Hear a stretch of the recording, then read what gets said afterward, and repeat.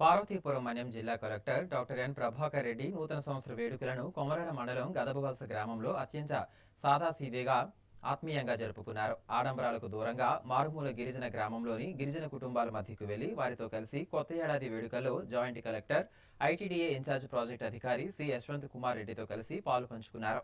నూతన సంవత్సర ఆరంభంలో కలెక్టర్ స్వయంగా గిరిజన పల్లెను సందర్శించడంతో ఆ గ్రామంలో పండుగ వాతావరణం నెలకొంది.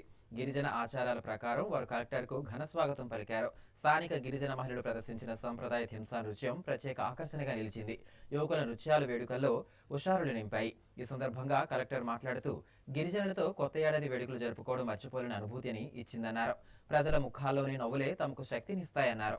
అనంతరం గ్రామంలోని పలు సమస్యలను గ్రామస్తులు కలెక్టర్ దృష్టికి తీసుకురాగా కలెక్టర్ స్పందిస్తూ ఐటీడీఏ పీఓతో చర్చించి అడిగిన పనులన్నీ త్వరలోనే పూర్తి చేస్తామని హామీ ఇచ్చారు. పనులు పూర్తయ్యాక మరోసారి గ్రామాన్ని సందర్శించి అందరితో కలిసి సంబరాలు చేసుకుంటానని భరోసా ఇచ్చారు. ఈ కార్యక్రమంలో అధికారులు, గ్రామ పెద్దలు, పెద్ద సంఖ్యలో గిరిజన ప్రజలు పాల్గొన్నారు.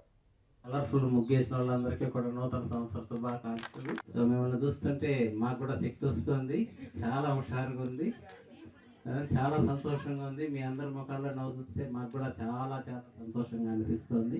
సో మంచి గ్రామంలో నూతన సంవత్సర వేడుకల్ని జరుపుకోవడం చాలా సంతోషంగా ఉంది.